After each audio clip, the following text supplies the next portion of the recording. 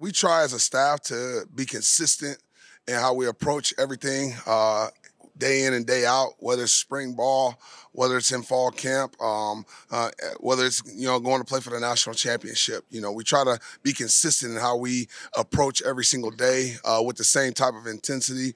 There's no doubt, as you get older, you're more capable of handling that and doing that at a high level. But these young men tend to end up making it more intense as it gets closer to game week. So certainly I can see it from them. Their want and desire to get out there and physically impose their will on another opponent. You can definitely see that as the practices have gone on this week.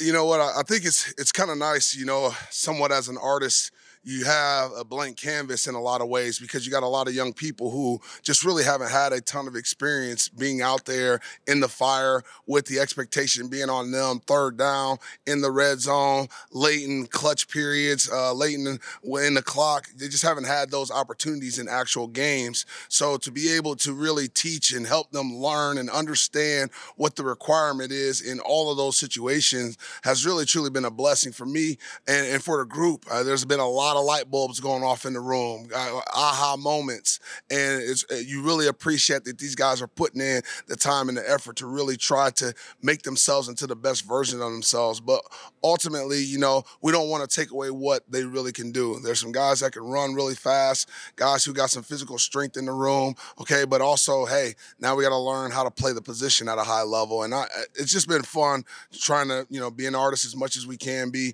and make this group into a masterpiece.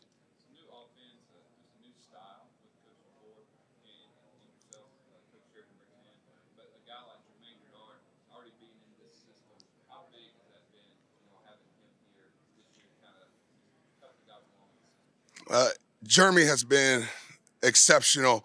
His leadership with this group, with the entire team has been exceptional. He's really put himself out there in a lot of ways, in a way that he normally hadn't done that when we were at the prior place. And so this has been a moment for him to really push the envelope with his leadership amongst everyone that's involved on this entire football team. But ultimately, I think his knowledge and understanding of what it looks like, what it's supposed to look like, is extremely valuable for everybody involved.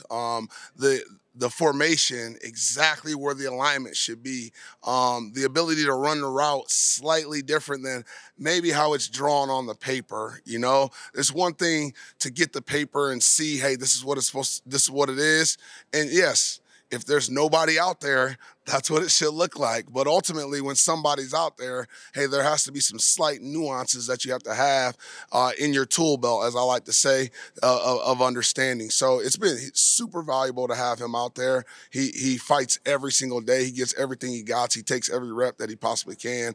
But at the same time, he's standing right behind guys, coaching them up. I can see coaching in his future.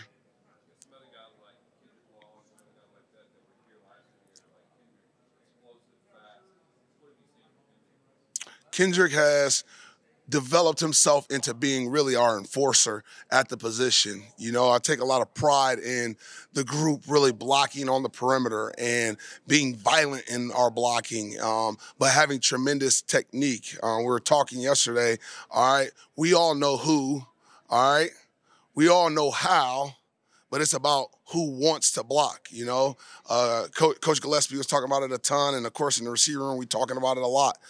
That's what it's all about. We know where to go. We know how the technique for it. Now it's about desire and want to. And that young man always has the desire and want to every single play, every single time, without exception, to block on the perimeter. So really, really can't tell you how much I appreciate him and how he brings that mentality to the group. I can always point to him and his actions more so than even what he says to let our guys know this is how it's done.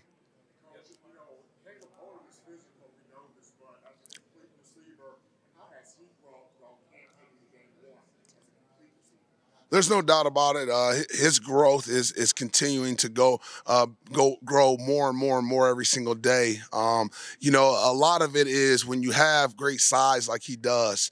You know, it's about being able to drop your weight violently and get in and out of breaks more efficiently, and that's harder. I mean, people who haven't been 6'6" don't know and understand that. I've never been 6'6", but I know what it's supposed to look like. It was something that some other receivers that I've had the pleasure of coaching, they had to learn it along the way too. One of the receiver coaches in the NFL coached Megatron, and that was something that he really, and I got a good relationship with him because of a prior guy, but he really pushed that on Megatron a ton to really be able to drop his weight violently. And Odom he has been absorbing the information every single day, and is willing to put in the time every day to make sure that he gets better and better at that. So obviously they're all freshmen. I mean, there's not a freshman on this team that's not a work in progress. So we'll continue to work with them and make them better. Just know there are other things he does at an exceptional level. And, hopefully we can use those things while we're helping him develop the other things that he needs to get better at.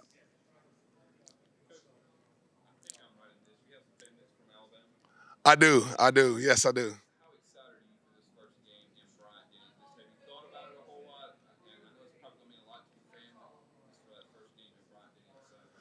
I really haven't thought about it a lot. You don't get a lot of time to think about that as a coach. We're in here early in the morning, don't leave till late at night, and we're so focused on just trying to make sure that these young men are prepared and all their dreams, goals, and aspirations, we can help them achieve them. So I'm so much more focused on that than even my family coming in town. Obviously, I'm married and 3 kids too, so I barely get to see those ones. My son had a game last night that I wasn't able to attend, but I got to see some highlights. So again, I can't even attend his games, let alone be worried about who else is coming to the game. I'm worried about making sure that we do the right thing for the University of Alabama's football team, and that's what I'm going to spend most of my time on. I'm sorry, what'd you say? At Western? Um, Western is a great place. I grew up there, but I think the thing I remember the most is that my daughter was born there. Alana was born in Bowling Green.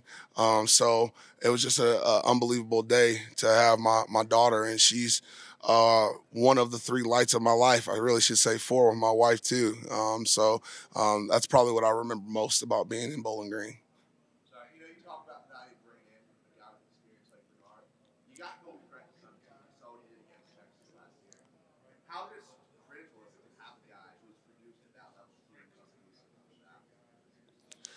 I think it's just a plus, honestly.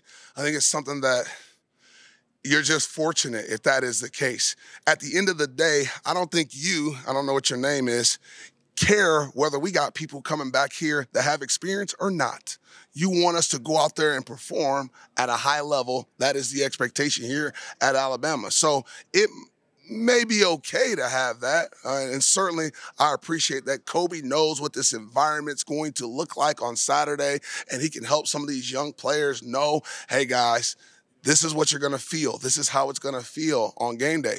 But at the end of the day, if we put somebody out there, we expect them to perform at the highest level possible to give our football team the chance to win the game.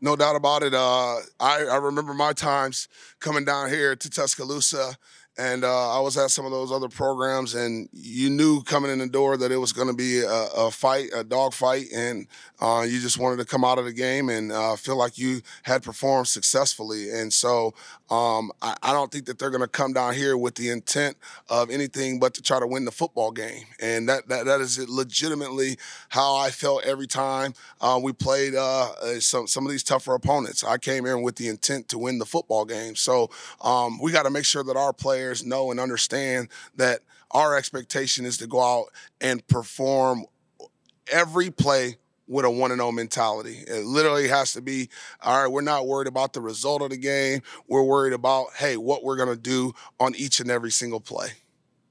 Hey, coach, if there was a word that you could use just to describe your position with those, all those talented receivers or different body types or different skill sets, what would be the word you could put it in terms properly? Probably inexperienced. I mean, that's the best thing I can tell you. Just haven't had a ton of experience out there, but we're going to get it. It's on the way. It's coming here soon. The practices really are their experience. So, even in saying that, I've given them plenty of experience in practice. Now, being in the game environment, it really isn't a lot different. We put them through so much in practices that really I hope for the games to be a lot easier than what we're going to do in practice. I mean, Is Saturday going to be kind of a chance to get a lot of guys' experience, or are you going to try and tighten up the rotation? I don't know who's going to play at this point, really. There's a lot of guys who have been out there, been rotating a lot of people at various positions even. So the expectation is if you go out there on the field, you perform at a high level, stay on out there and keep performing, okay? All right? If you don't, come stand by me, okay? All right? And that's just the reality of it. They know and understand it. When they see this video, they going to know what that means, okay? All right? Can you break down what a game week looks like for your position group? Game week. Honestly, our group runs a lot. We run a lot of plays. We get a lot of volume, especially on Tuesday, Wednesday, and even on Thursday. But on Monday, some of them will be trickling into my office to try to come watch some film to kind of preemptively get themselves ready for, whatever we're going to see so they can get their first look at it.